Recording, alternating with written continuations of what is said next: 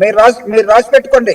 మీ దగ్గర నోట్బుక్ ఉంటే రాసుకోండి. ఇప్పుడు ఉంది, పేపర్ ఉంది, పేపర్ మీద రాసుకొని జాగ్రత్తగా దీన్ని ఉంచుతా.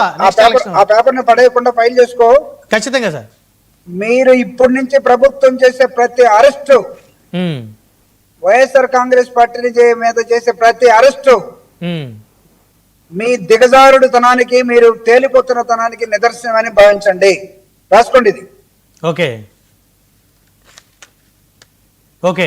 ఎవడో దానేయో లేకపోతే ఇంకొకడో చెప్తే వాడు చెప్పాడు కాబట్టి మేము అరెస్ట్ చేస్తున్నామని ఏంటండి అది? అసలు ఉంటుంది అట్లా? పోలీసు కానీ ప్రభుత్వం కానీ అలా యాక్ట్ చేస్తుందా? మీరు సబ్స్టాన్షియల్ ఎవిడెన్స్ మీ దగ్గర ఉంటే దాన్ని మీరు వేరే రూపంలో తెలియజేయాలి కదా. ఫ్రమ్ ది బిగినింగ్ ప్రైమా బెస్ ఏంటంటే అతనితో ఇతను మాట్లాడాడు, అతని పక్కన ఇతను కూర్చున్నాడు, వాళ్ళకి సంబంధాలు ఉన్నాయి. ఏమండి, తెలుగుదేశం పార్టీ పుట్టకముందే పుట్టారు కదా వీళ్ళందరూ. అవును, వైఎస్ఆర్ కాంగ్రెస్ పార్టీ పుట్టకముందే పుట్టారు కదా. స్నేహాలు ఉండవా?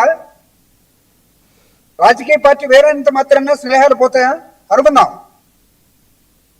తీయండి. ఆ విధంగా అనుకుంటే మీ కేబినెట్ లో ఉన్న మంత్రులే పేకాటాడటం కోసం అన్ని రాజకీయ పార్టీలు